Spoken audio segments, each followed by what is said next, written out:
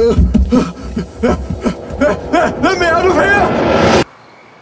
London, Highgate Cemetery, 11:39 p.m.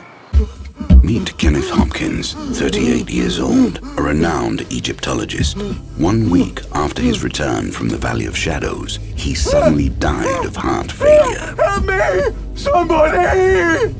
Help! The physicians at St. John's, the coroner, they all found nothing wrong with his heart, except, of course, that it had stopped beating. Kenneth Hopkins' life had been so full of promise, but in the end, all things must fade.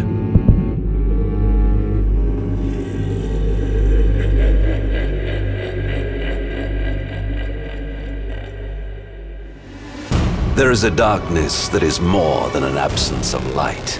It's a living thing. My name is John Sinclair. I deal with cases that have no rational explanation.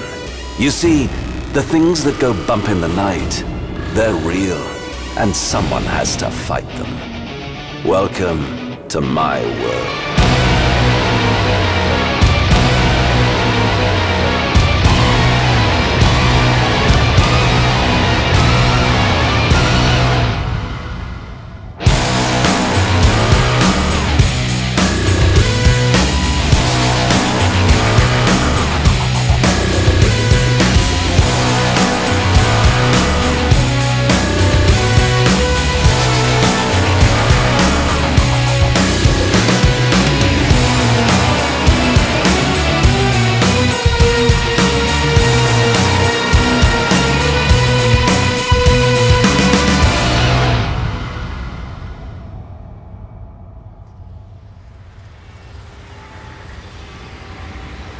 Chelsea, London, 7:56 a.m. Ken? Sheila Hopkins woke up before dawn. The first rays of light were coming through the curtains. Sheila was 6 years younger than her brother. She had studied anthropology, but she was the black sheep of the family. Whiskey, cocaine, even heroin. But she had been clean and sober for 4 years. Until recently. Until her brother's death. Rise and shine. Her face in the mirror looked pale and haggard. All her life, Sheila had been trying to drown out some inner voice that was tormenting her. Her fingers were shaking as she turned off the water. Something wasn't right. She could feel it.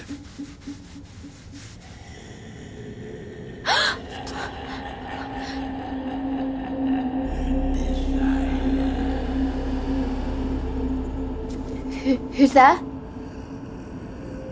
The voice echoed through the room. For a brief moment, Sheila thought she saw something. A shadow moving through her bedroom. No. A small black beetle was crawling over her forearm. Instinctively, Sheila's hand slapped down, killing the insect. A smear of blood stained her pale skin.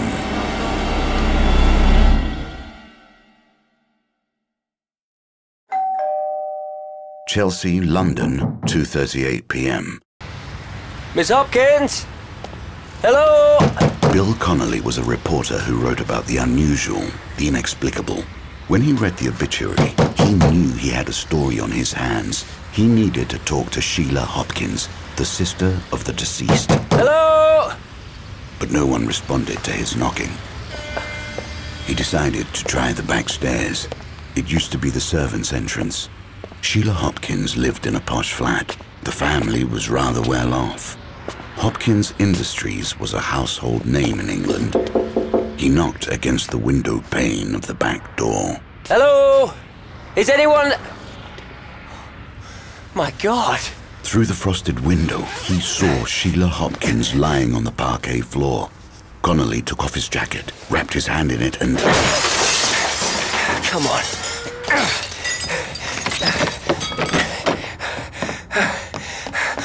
Miss Hopkins! Miss Hopkins! Are you all right? Come on. Stay with me. Stay with me! Connolly saw the syringe on the floor. and the needle tracks in her arm. God.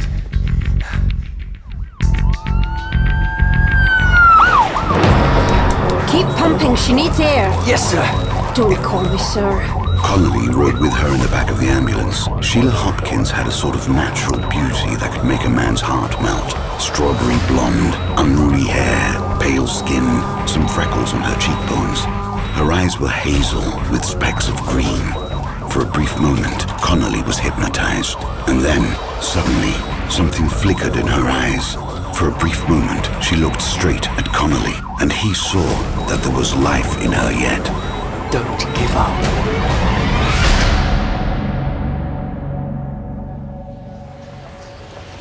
Brixton, London, 8:35 p.m. Hello? Dr. Wendell Carson lived in fear ever since his return from Egypt. He couldn't put it into words, but he felt, at the edge of his consciousness, as if he was never alone anymore, as if someone or something was always watching him. Mr. Carson? Oh dear. Are you all right? I'm fine, Mrs. Chopra. Thank you. Sorry. Been a bit tense lately. I've noticed. Would you like a nice cup of tea? Yes, actually. That would be lovely. Thank you. At 26, Wendell Carson was the youngest member of the Hopkins expedition. He was an expert in ancient languages. His translation of the relevant passages of the Al-Azif had revealed the location of Sakuro's tomb. He was renting a room in South London. His landlady was an elderly widow from the Punjabi region of India. After her husband had passed away, she decided to take in lodgers. It alleviated her loneliness, and it helped pay the bills. Here you are. Thank you. Did you hear that? Hear what, dear? The light in the living room flickered, ever so slightly. Suddenly he saw a shadow on the wall. It was moving. Or lemon? Sorry? Milk or lemon, dear? Both, please. Well, you can't have both. The milk will curdle. When he looked down, he saw a black beetle crawling over his foot. Oh dear, what is the matter with you? I'm so sorry. As if driven by unseen forces, he ran upstairs to his room. Mr. Carson?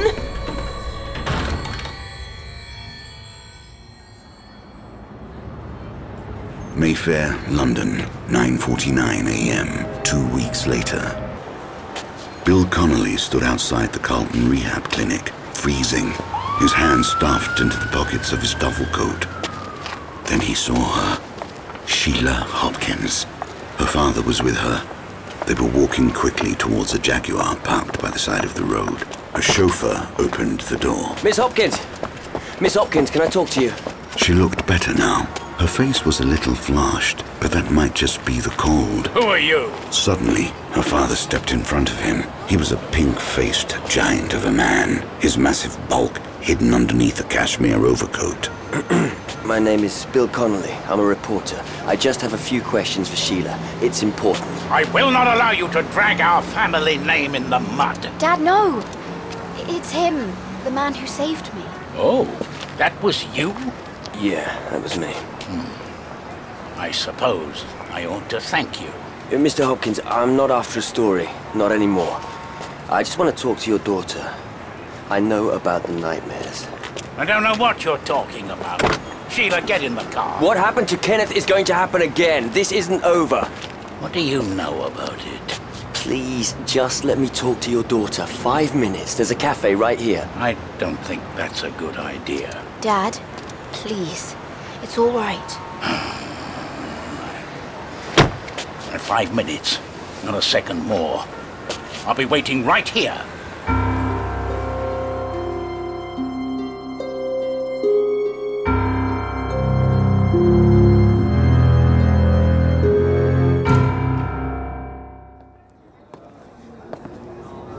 Bill Connolly carefully balanced the 2 paper coffee cups and a plate with a croissant in his hands. He walked back to the table where Sheila was sitting. There you go. Careful, don't drink it yet. It's hot. Thank you.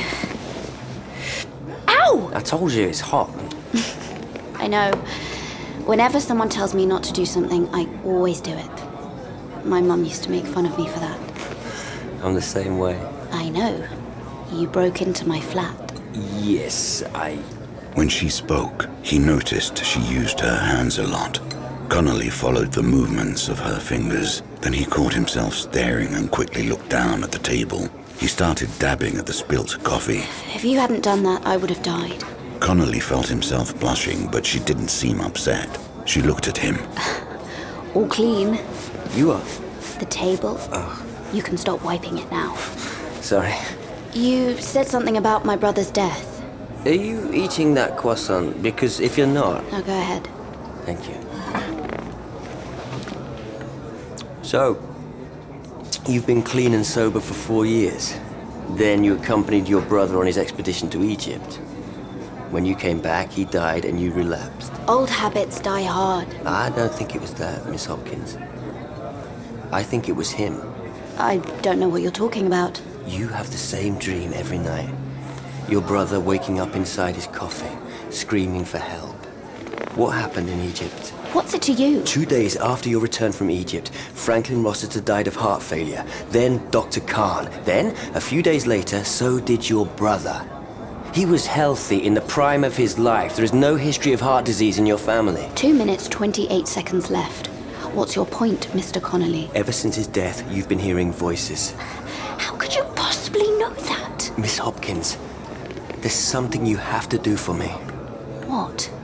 We need to open your brother's grave. Oh, you're out of your mind. Goodbye, Mr. Connolly.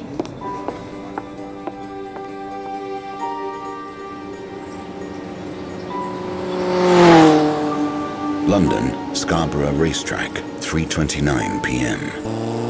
My employment at Scotland Yard was officially over. I suppose I should have been looking for a job. Instead, I was racing my dirt bike. There's nothing quite like it. The adrenaline pumping through your body. When I finished my training session, I saw a familiar face by the side of the track. I pulled over and took my helmet off. John! Bill, how are you? It's good to see you, John. You're looking good. You've put on some weight. What? No, I haven't. No, it suits you. You're always so skinny. Shut up. Would it hurt you to be just a little friendly for a change? I'm the friendliest man in London. Look at me. Look at my smile. Get away from me. You're mental. I need your help. Oh, so that's it. You couldn't just stop by to say hello, maybe invite me for a pint. John, something awful is about to happen, and we have to prevent it. Something awful? What exactly? I don't know. I see. And how are you going to prevent it, then? I don't know. Fantastic. Now, if you'll excuse me, I'm going to get changed. I need you to come with me. Where? Probably Egypt. Right. Yes, splendid. Why didn't I think of that? But we can start at Highgate. We are not starting anywhere. John, I don't do that sort of work anymore, Bill. You know that. That's all in the past. I think you're wrong about that.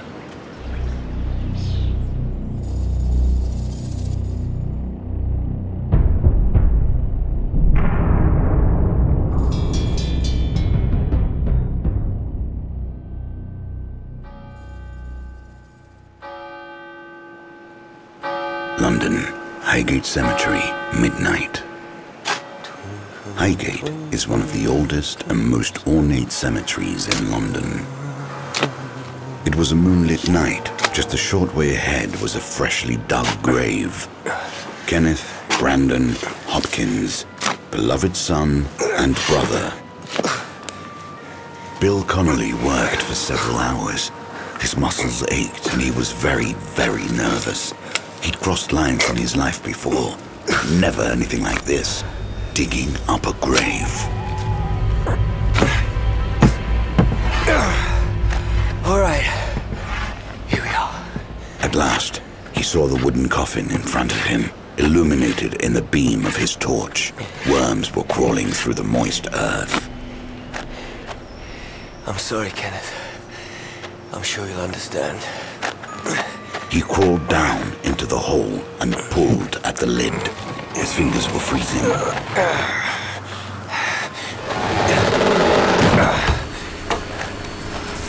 Oh my God. The man inside the coffin had been dead for almost 3 weeks. The stench of decay was overwhelming. Connolly brought his sleeve up to his nose and fought against a wave of nausea. Maggots and flies were already nesting in his flesh. His fingertips were nothing but bloody stumps. There were scratch marks on the inside of the coffin lid. Holy God.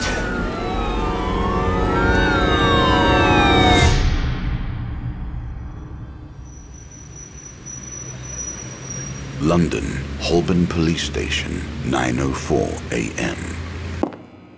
There he is, all snug. Thank you, Ellery. Appreciate it. You know how it is. Once a copper, always a copper. You say so. John, thank God. Why do I always seem to be picking you up from jail cells? You smell of alcohol.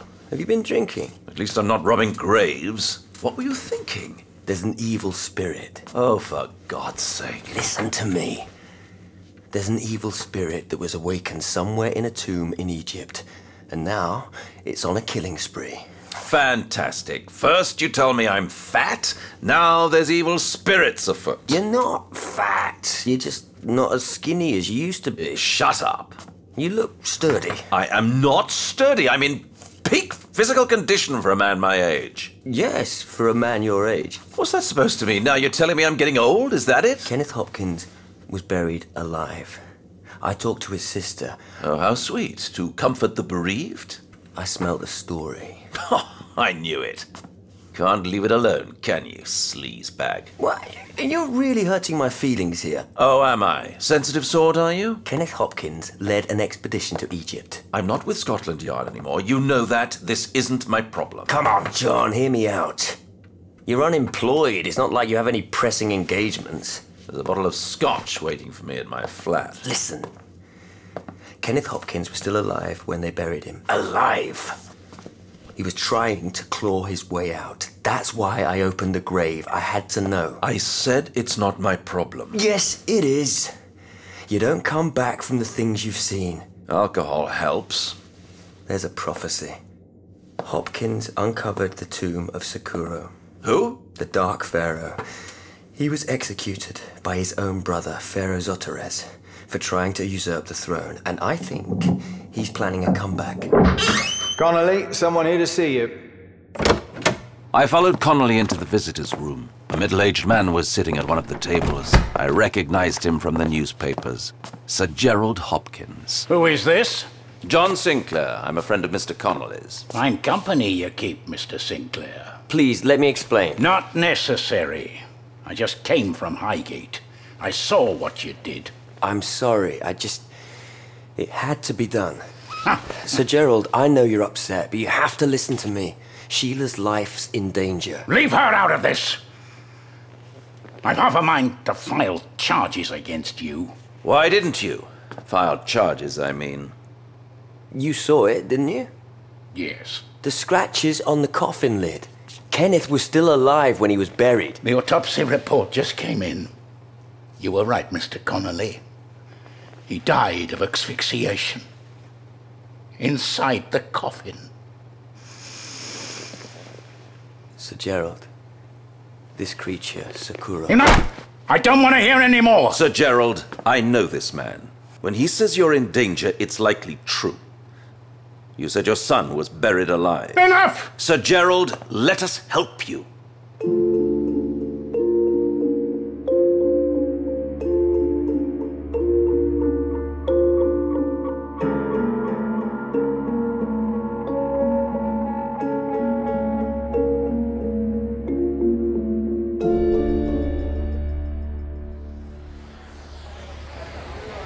Brixton, London, 5:28 p.m.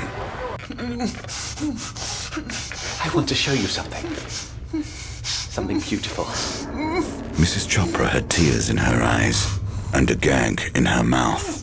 She tried to say something, to plead for mercy, but Carson simply grinned at her. I have seen the truth. I have seen him. She stared blankly at Carson, The man was mad, clearly. He lives in me now, and he wants you to see something. He got up and reached for a small paring knife. Don't hurt me. Oh, but I'll have to. Not because I want to, understand. It's the only way. Pain, you see, is a pathway, and I want you to truly see! He raised the knife to her naked eyeball. You can't see with your eyes. You have to see with your heart. Isn't it beautiful? Don't you want to see more?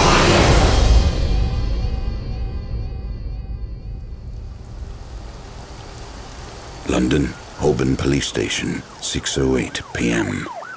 In the end, Sir Gerald decided not to file charges. He was shaken to the core, not just by what Bill had done, but by the knowledge that his son had suffocated 6 feet underground. It's enough to drive any father to despair. But there was something else. Sir Gerald had touched a darkness that most people don't even know exists. I knew what he was going through. I knew it all too well. Where are we headed? Brixton, I think. We're looking for Wendell Carson. He lives in Brixton? They don't exactly shower linguists with money, I suppose. What's his speciality? Ancient languages. Aramaic, Etruscan, and Ancient Egyptian. And this book you mentioned? The Al-Azif. It was written by a man called Abdul Al-Azred, the Mad Arab. Sounds promising. Where is it? At the Egyptian Museum in Cairo. Carson translated some of the pages. That's how they discovered the tomb. John, I found something rather disquieting on the internet. Cat videos? No, smarty pants. Have you ever heard of the Silent Brotherhood? Who? There's some sort of cult. Each member has his tongue removed. Why? So that they remain silent, John. That's why they're called the Silent Brotherhood. I think they may still be around. We arrived at a small terraced house in Brixton. I parked the car and we got out. It was about 10 in the evening. The rain had let up and the air smelled fresh. There were no people on the street. Nothing. Maybe no one is home. We have to break in. That's your specialty lately, isn't it? Graves, homes, you name it. This isn't the time. Let's go. Oh, suddenly. I rammed my shoulder against the door. Once. Twice. Until it finally gave in. Connolly and I rushed inside. There was no one in the hallway. I pushed the kitchen door open. My God. The linoleum floor was covered with blood. What on earth happened here? Follow me. We carefully walked around the bloodstains towards the living room. I knew better than to disturb a crime scene. In front of the fireplace stood an armchair, its back towards us. I saw a woman's hand resting on the side of the armchair. Are you all right? Mom? I walked up to the chair. Her skin was ashen. She was an older woman, well-dressed. She was tied to the chair. Someone had cut out her eyes and slashed her throat. Holy shit. Her head was hanging down at a grotesque angle. Her cardigan was drenched with dry blood. My God. The room above. Let's go!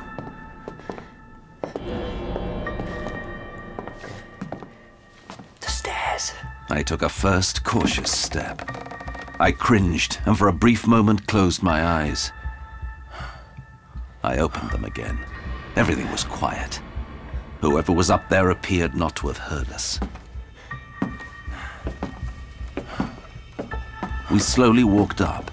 A few seconds later, we both reached the top of the staircase. Ahead of us, at the end of the hallway, was a closed door. I moved towards it. I could see light spilling out from under the door. You should get your gun out. I'm not with the police anymore. They don't let us keep our guns. Pity. We've got to break down the door. No, wait. Don't move! Inside the small bedroom was a man crouching on the floor.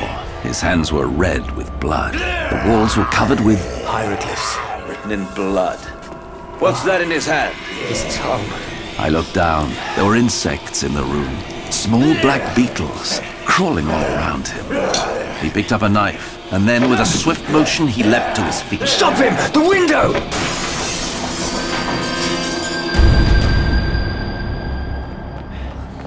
We ran down the stairs and came bounding out of the house. The man had landed on the bonnet of a car. Thankfully, not my own. The car was in bad shape, and he was too. His left arm was broken. I ran towards him. Don't move! He got to his feet. And then I heard words. They didn't come from him. I felt them inside my head.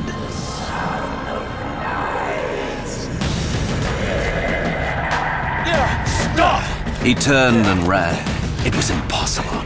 A man with his injuries couldn't just get up and run like that. But he did. Come on, John! Don't dawdle! We took off after him. He was running in the middle of the road. And he was fast, unnaturally fast. His naked feet made crunching noises, and it occurred to me that he might still have glass shards buried in his soles. To our left was a brick wall. Without warning, the man suddenly made a sharp turn and headed towards the wall. No! With staggering dexterity, he swung himself over the wall and vanished out of sight. 2 seconds later, Connolly caught up. What now? Help me! We're not letting him get away. With a quick motion, I started to climb over the wall. Connolly followed after me. We landed hard on the ground. Where are we? Clapham High Street. He's over there! I sped up. Despite the cold night air, I could feel the sweat on my forehead. He was running down the tracks. I willed my legs to go faster. I was gaining on him. About 200 yards in front of me was a flyover going across the train tracks, the Clapham Road. The man started climbing up the small metal ladder. Come on, Bill! I climbed up the ladder. A few moments later, I reached the top and swung myself over a small wall. Gasping for air, I collapsed onto the pavement. Then Connolly arrived. Won't this guy ever quit? Come on! He seemed to feel no exhaustion. He turned sharply to the right. He's running into the traffic! How does he do it? He should be in a hospital! The dark streets, the lights of the cars, the signs on the shop windows. It all became a distant, hazy blur, punctuated by the perpetual beating of my heart. I kept following the man in the white t-shirt. And then, quite suddenly, I lost him. Where is he? I turned to look, but he was nowhere to be seen. I was at the intersection of Clapham and Stockwell Road. For a moment I stood there, helpless, out of breath. Connolly came up to me, staggering like a drunk. Where the hell did he go? I don't know. Look! I saw it. Bloodstains on the pavement. I looked up and saw where the trail led us. London, Stockwell Tube Station, 7:22 p.m. We ran down the escalators, following the bloodstains on the tiled floor. I see him! He was on the other end of the train platform, about 150 feet away from us. He had nowhere to go, unless... He's not running into the tunnel now, is he? He slid past a warning sign at the edge of the platform. Then the darkness swallowed him. I looked at Connolly. He gave me a crooked grin. At least you're not bored. Being on the dole and all.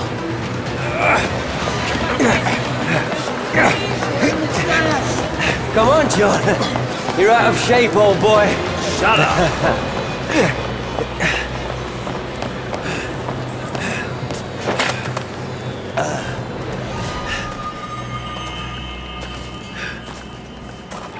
The tunnel was dark. It was oddly warm down there. He could have easily gotten on a train at Clapham North, but he didn't. He ran to the next station. Why? Perhaps he wanted the Victoria line. Exactly. He's not running from us. He's leading us. I think it's a trap. Then I saw him. He was standing at the far end of the walkway. Stop right there! And then I felt wind. A train was coming. I saw its lights reflecting on the metal tracks growing bigger and bigger. Hold on! I gripped a handrail and pressed myself against the wall. The train rushed past me.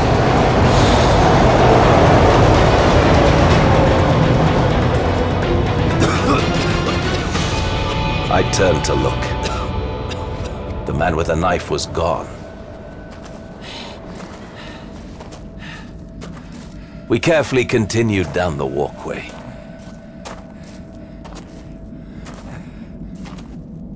Look! The doorway on the left. A piece of plastic tarp was hanging from the ceiling, a makeshift door. I grinned tightly at Connolly. Then I shoved the tarp aside. What is this place? It was a room meant for storing tools, but that's not how it was being used. Look at all the people. About a half-dozen men and women were on the ground. Some were lying on the dirty floor, others on blankets or a filthy mattress. Most of them appeared to be quite young, but they seemed worn out from drugs. I saw candles and belts and spoons, the typical signs of heroin use. Sheila! Connolly rushed towards her. He didn't speak. And then he stopped dead in his tracks. The man with the knife stepped out of the shadows. He was grinning at us. His eyes were black. There was blood all over his mouth and face. His hand reached for her hair, and with a swift, brutal motion, he pulled Sheila's head up. No! Carson! Let her go! He merely grinned. His teeth were bloody. And then I heard it again. The voice inside my head. I felt my eyes roll back, and a sharp pain shot through my skull. John! Carson tightened his grip on Sheila and pressed his knife against her throat. Before Carson could react, Connolly landed a punch. The knife dropped to the floor. Suddenly, Connolly stopped.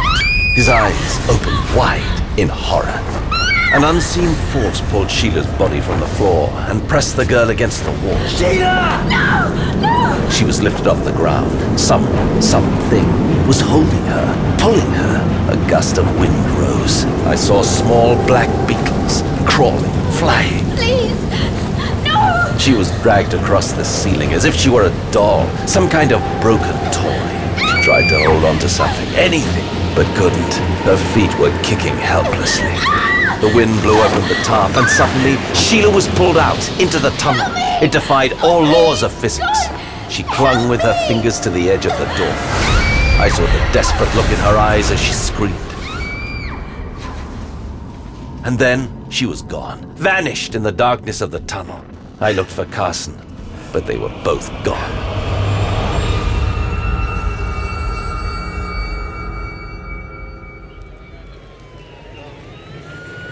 London, Stockwell Tube Station, 9:47 p.m. When the police came, they shut down the Victoria line and evacuated the station. Connolly and I found ourselves in the back of a police van. The van door opened and Sir James Powell climbed up the 3 metal steps into our little abode. You two again. What's going on here? There's been a murder. I heard about it. I suppose it's all the rage lately. Slicing throats, cutting off heads and such? Connolly exhaled and ran his hands through his hair. He explained to Sir James that Wendell Carson, an expert in ancient languages, had recently decoded a few pages of a book called The Al-Azif. Are you serious? Yes. Carson and Kenneth Hopkins mounted an expedition to the Valley of Shadows in Egypt. Yes, that's where the ancient Egyptians buried their worst criminals. Why build a tomb for a criminal? To keep them from getting out. Seriously? Look at it from their point of view. For the ancient Egyptians, death was only the beginning. They found the tomb of a man called Sakuro, an ancient sorcerer, they say. He had conjured a djinn that had taken a hold on his soul, and it was foretold that he would one day return and... Yes? He will return to this earth, and he will rule it. Sinclair, I believe these belong to you. My badge and my gun. I suppose Connolly was right. There are things you can't leave behind.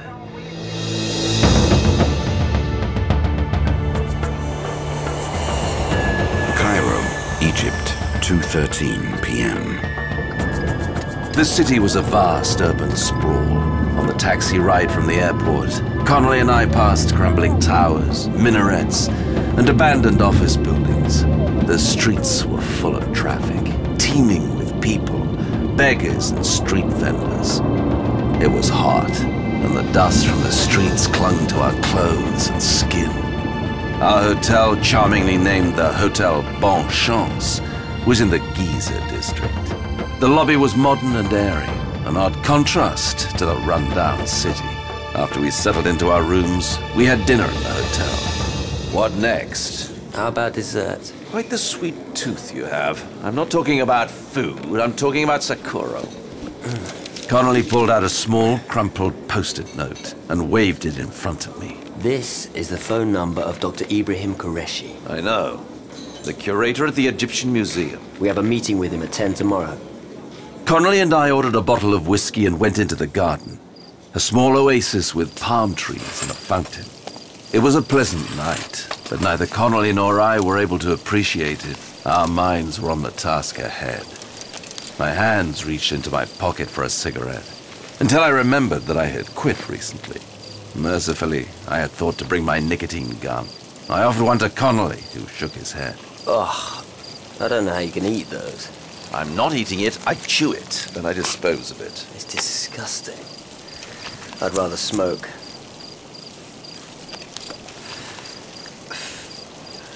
I keep thinking of her. Sheila? We should have saved her. If she dies, I won't be able to live with myself. It's okay to be afraid. I am too. You don't look like it. You learn to hide it. You can be afraid, but you can't let it stop you. What do you think she was doing in that tunnel? A hangar for junkies to shoot up in peace. She must have relapsed. I don't think so. I think he made her relapse. He finds your weakness, he finds the hole in your heart, and then he tears it wide open. He wanted her to go to that room. He needed her. You're saying she wasn't an addict? She was getting better. I saw her. Addiction is not something you just leave behind. I took out my nicotine gum and held it up. Case in point, it stays with you. I know. I suppose we all have our demons. Yes, but ours are real.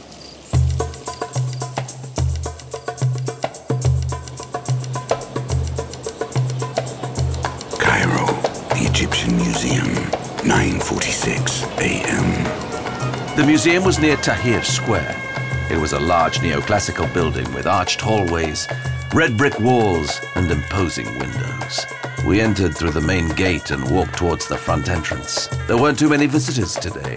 I was told that tourism had suffered some setbacks in recent years. There'd been too much unrest. Tourists don't like unrest. They like rest. What now?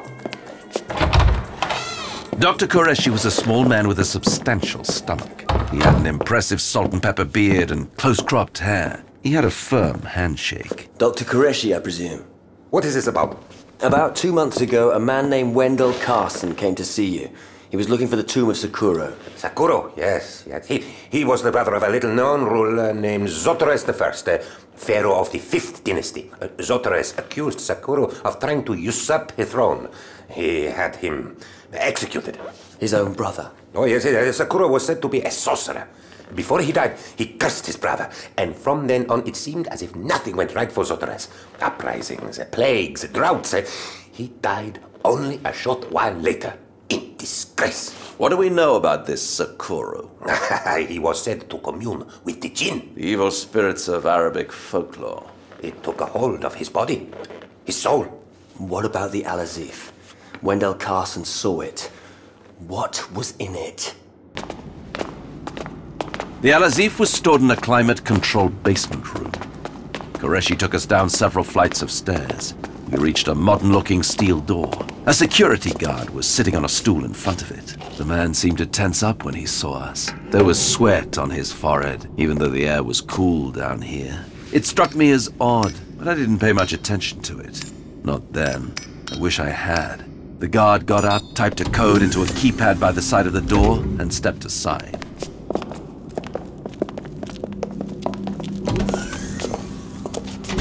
No sudden movements, no lights. You are not allowed to touch the book, only to look at it. Is that clear? Yes. The inside of the room was nearly dark. It was cold, almost chilly. We are keeping the manuscript in ideal conditions to preserve it as well as we can. In the middle of the room stood an oblong glass case, about 10 feet long and 4 feet wide. The glass was nearly black, making it impossible to look inside. Qureshi opened a small drawer and pulled out a pair of white gloves. I'm going to open the case. If you need me to translate, I would be happy to oblige. All right. Qureshi pressed a button and the top layer of glass slid back. In front of us was the Al-Azif. I felt a chill run down my spine, and I could swear it wasn't the cold. What is that? Cowhide? It's bound in human skin. Are you serious? That's why they called Abdul al-Hazred mad. How did he die? According to legend, he was attacked right in the middle of a marketplace. They say that some invisible force lifted him into the air. Apparently he was devoured alive. Something unseen tore him to pieces. Can you take us to that part about Sakura?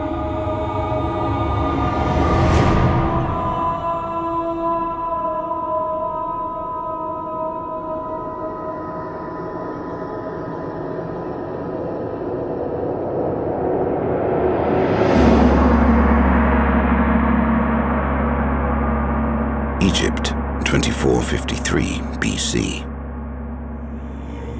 They had all been rounded up at night, taken from the palace as they slept. Each and every one of them, the servant boys, the slave girls, the guards, over 100 souls all told.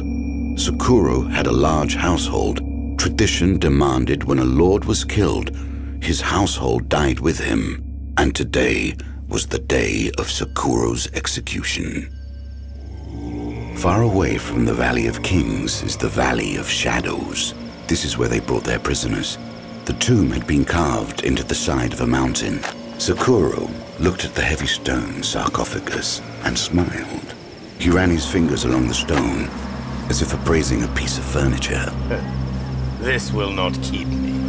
The captain of the guards stared at him. There was a nervous flicker in his eyes. On his signal, the soldiers made the servants and slaves of Sakura kneel down. The soldier stepped behind his first victim, a young boy of about 8. He pulled the child's head back. By order of the Pharaoh. The soldier's face hardened. He pursed his lips and swallowed. And then... he saw that the child was still looking at him, but now his throat was open, and a sea of blood was gushing out. Sakura watched the killing with cold, passive eyes. And when the last throat was slit and the last heart stopped pumping, the Pharaoh arrived to behold his work. The warriors, their gruesome task completed, lined up by the wall. Pharaoh Zoterez was a god among men, but he didn't look like one. He was a small, pudgy man. In the flickering light of the torch, Zoterez saw a lurid tableau of death. Sakura, any last words? Later, perhaps. Repent now, and I will spare your life. Bend your knees. Renounce this darkness. You have no idea of the wonders and terrors that wait for us beyond this world. Do you really think your swords threaten me? Do it!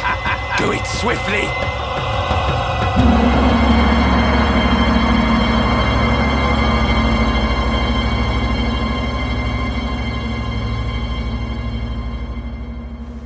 Right now, he can't enter our world. When the Pharaoh killed him, his spirit was caught between our world and the next. Sakura was a person? No, not anymore. The jinn took hold of him. And now he longs to return. He needs the blood of the defiler. The defiler? Yeah, those who entered his tomb. They awakened his spirit. He's killed them all. I know, I heard. It's terrible. They were good men. Sheila Hopkins is the only one left alive. If she is alive. If her blood is spilled in his tomb, Sakura can enter our world.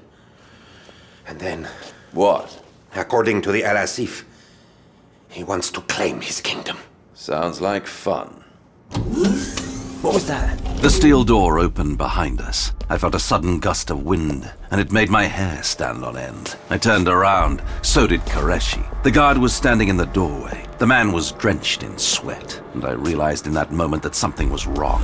The man opened his jacket. He wanted us to see, I'm sure of it. He wanted us to know. He wore a vest made of cables and small packages. I had seen vests like this before, in Afghanistan. The man opened his mouth, and then I knew. The Brotherhood.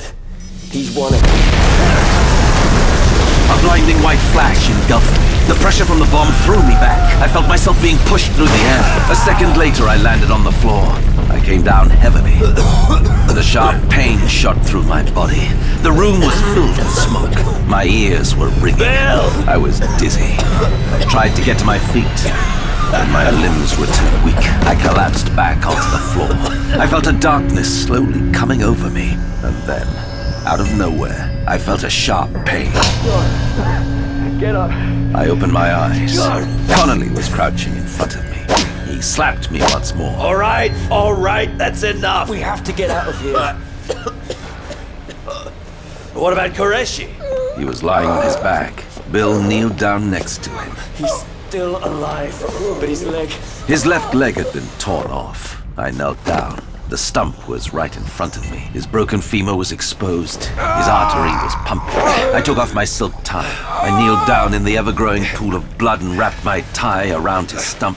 Then I pulled it tight, creating a tourniquet. Look at me. Don't give up. Stay with me. Let's get him upstairs.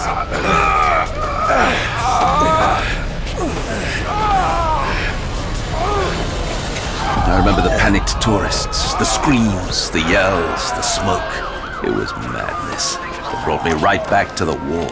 And it made me wonder if I've ever truly left the battlefield behind. The paramedics arrived with a stretcher. They gently lowered Qureshi onto it. Then they wheeled him outside towards an ambulance.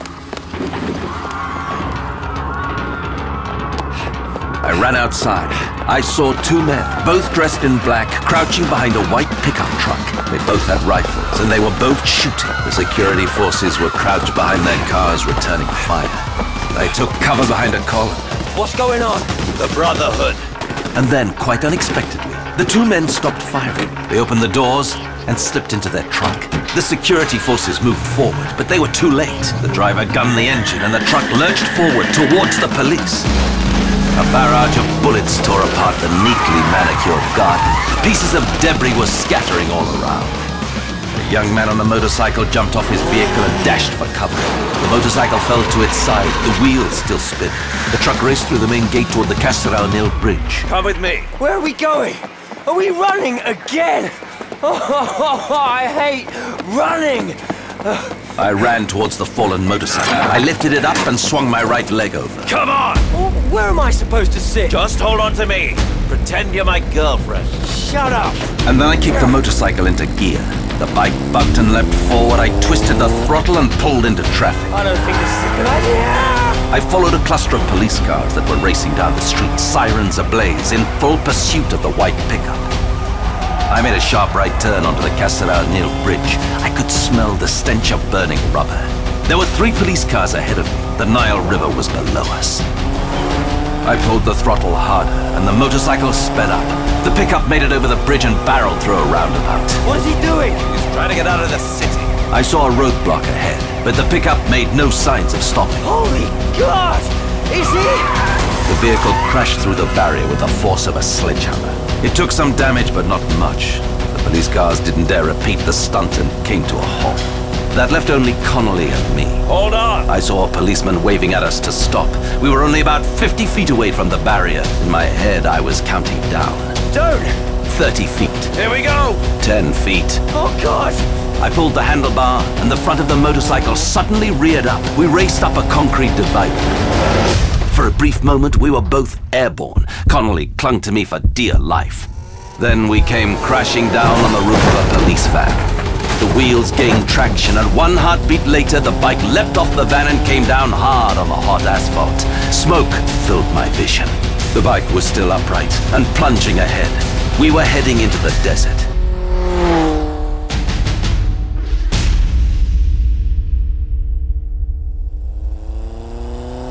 We had been following the pickup for almost an hour. The sun was beating down mercilessly. We were far from Cairo now, making our way down an unpaved, dirt road. The front tire suddenly exploded. The bike whirled around, kicking up dust. I landed hard on the rough ground. I staggered to my feet. Connolly was lying on the sand. He wasn't moving. I stumbled towards him and knelt down. Bill, talk to me. Are you all right? I have to pee. He laboriously got up and walked towards a sand dune. After a few minutes, he came back, zipping up his trousers. Clearly, he was doing fine. I think I sprained my shoulder. You poor baby. We looked around. There was nothing here but sand and rocks. We walked towards the motorcycle. The tire was flat. They ambushed us. Now what? What happens if we fail? If Sakuro returns to this world? The Al-Azif said that he would bring eternal darkness. Yes, yes. Always with eternal darkness. What does that mean? I don't want to find out. What are we gonna do? I know. You don't take well to deserts. I'm an Englishman. Of course I don't. I thrive in green and pleasant lands. Well, you're going to have to thrive a little while longer. Let's go.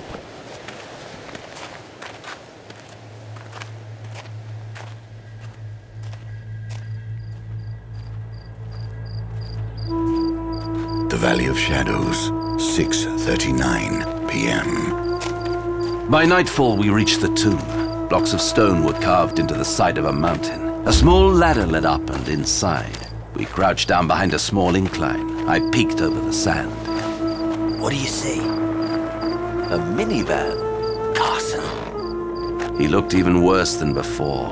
His skin was ashen and cracked, and his face was sunken in. He had a knife slipped inside his belt. He walked around the van and opened the back door. Sheila Hopkins was lying in the back. Her hands were tied behind her back. She had a gag in her mouth, but she didn't look hurt. What are they gonna do to her? Shh. The two silent brothers we had been chasing emerged from the cave entrance and climbed down the ladder. Together with Carson, they brought Sheila up and then inside. I looked at Connolly. Let's end this. We emerged from behind the incline and moved swiftly towards the parked vehicles. Tried the door of the truck. It was unlocked. I breathed a sigh of relief. What are you doing? We have to get Sheila. We will. We needed weapons. I had my Beretta, but I knew it wouldn't be enough. We found some old water bottles in the van, and we used them to make Molotov cocktails by siphoning petrol from the cars. I have a lighter. Thank God you still smoke. I've been trying to quit. Don't change. You're perfect. Then we climbed up the ladder. The stars were bright in the desert sky. We entered the cave.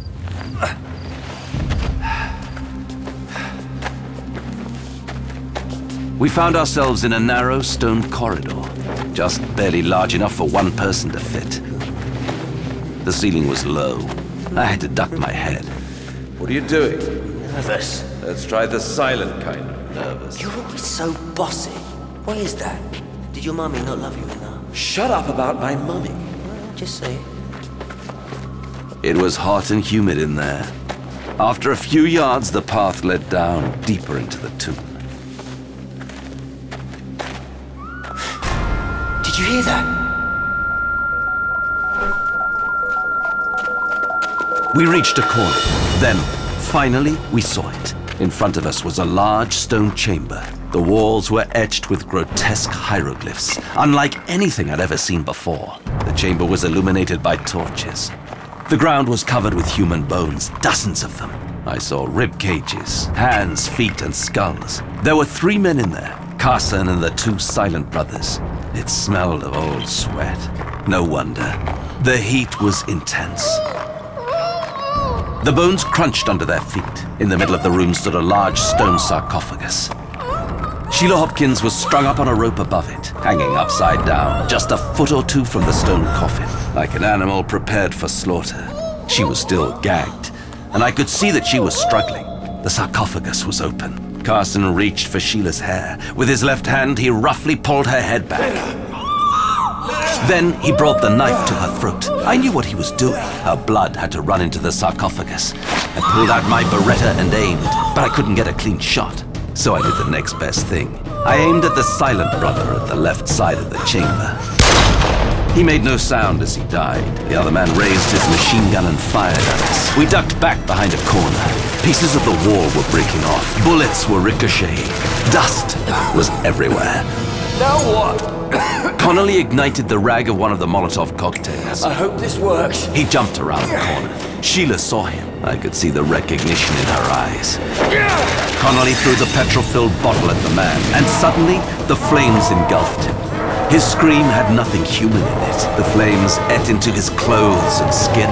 Within seconds, they were consuming his hair. He thrashed around wildly. Then he collapsed onto the floor. I aimed my gun at Carson, but it was too late. Carson threw the knife. He pushed me out of the way. I turned to look and saw that the knife was buried deep in his shoulder. He dropped the Molotov cocktails. The bottles were slowly rolling towards the burning remains of the silent brother. I jumped forward and kicked one of them out of the way. One of the others reached the fire. Connolly, despite the pain, pulled the knife out of his own wound. I lunged over to him and grabbed the knife. Then I bounded towards Sheila. I had to cut her down. I held the knife against the rope, and then suddenly, the air was knocked out of me. Carson had rammed me from the side. We both fell to the floor, struggling. The knife fell into the fire. Within seconds, I felt the flames. They were eating at my clothes. My right arm was burning. I managed to get to my feet and landed a punch with my burning arm. Carson was taken off guard. The flames were spreading on him now, too. He staggered for a few seconds. Then he fell down, and I ran to the sarcophagus, one of the few surfaces I knew that weren't touched by the petrol. I pressed my aching arm against the cool stone, extinguishing the fire. Then I turned. Carson was almost on me. His back was on fire. He lunged at me. Then he was suddenly flung to the side. Connolly threw himself at Carson, getting him away from me. His left hand was coming down hard on Carson's face, again and again. I got up. I held out my gun. I pressed it against Carson's temple and pulled the trigger. Carson's lifeless body collapsed like a limp puppet. I felt nothing, neither remorse nor relief. The knife. We need to cut her down. The knife was lying in the midst of the fire. Connolly looked at Sheila, and I could see that something passed between them. Then he stepped forward, into the flames, and reached for the knife. Then he pulled his hand out, staggering backward. As soon as his hand was out of the fire, he dropped the knife. I took off my jacket and wrapped it around my hand. Then I reached for the knife. I ran towards Sheila, who was kicking helplessly. Hold still. The rope finally gave. Sheila moaned and fell down, but we both caught her. The three of us fell hard against the side of the sarcophagus. Connolly helped her to her feet and removed her gag. Thank you. She had tears in her eyes, but that might have been the smoke. She threw herself into Connolly's arms. We have to get out of here. The smoke! Connolly took Sheila's hand into his. She followed his gaze and raised her right hand. It was covered with blood. I must have cut myself on something when I fell. It's nothing. What did you cut yourself on? We both looked to the sarcophagus. Streaks of blood were visible on its side, and I remembered the prophecy. Suddenly, the flames began to flicker. Shadows were dancing on the wall. Do you see that? I did. Those were no ordinary shadows. They seemed alive. They were moving on the walls like the wings of giant bats, forming new shapes every second. You must be Sakura. The ancient, the immortal. We'll see about that. A bony hand clasped the side of the stone casket. A skeleton hand. I heard the sound of crunching bones. Sakura was rising from his grave. His ancient, mummified body lifted itself up. His torso was covered with linen bandages. It was impossible for such a thing to rise again. Death is only the beginning. Sakura stood in front of us. He was taller than I would have thought. His leather skin glistened in the light of the fire. Tendrils of smoke were all around him. His eyeless skull turned to us. Now! Sheila reached for the remaining Molotov cocktail, lit the fuse, and threw it at the mummy. The ancient skeleton caught fire. I saw it writhe. The screaming inside my head swelled unbearably. My nose started bleeding. Then, suddenly, a blinding white light engulfed the room. It was like lightning. And when it was over, the flames were all extinguished and the smoke was dissolving. I saw the living shadows on the wall moving, fluttering. And then they too were gone. We were left in total darkness. When we made our way outside, the moon had risen high in the sky. The stars were bright over the desert. Sheila stared at them. I could see the sense of wonder in her face. What now? Back home. He looked into her eyes, and the hazel sparks reminded him of stars. She ain't fooling no one in that pretty white dress, as if she didn't have a single thing to hide. She came to draw her water about 4:45 every day, just enough vodka to get her by. And it was not himself that he was after. He was trying to save her heart from disaster. When he said, "Come to the water, say yes. Come to the water, say yes. Come to the water, say yes." John Sinclair, Demon Hunter, Episode 5, Dark Pharao, audio movie by Gabriel Conroy, based on the original novel by Jason Dark. John Sinclair was played by Andrew Wincott. The narrator was Anthony Scordi. Sir James Powell was David Rintoul, and Bill Connolly was Carl Prekop. Sheila Hopkins was played by Martha McIntosh. Kenneth Hopkins by Ben Whitehead. Sir Gerald Hopkins was played by Terry Wilton, and Dr. Qureshi by Toby Longworth. Wendell Carson was Nico Lennon. Sakura was played by Kerry Shale. Mrs. Chopra was Nicolette Mackenzie, and Zoterez was Adam Longworth. Ellery was played by Glenn McCready, with additional voices provided by Emma Tate and Dan Mersch. This audio movie was recorded from February to August 2015 at OMUK Studios London and the Compound Studio, Granada Hills, California. The recording engineers were Juan Manuel Delfin in London and Lucas Fackler in Los Angeles. The voice director was Douglas Welbat. Creative director was Patrick Simon. The casting consultant was Victoria Prentice. And the executive producer was Mark Zieper. Post-production took place at Ear to Brain Productions. This is a Basti Entertainment production for 2015.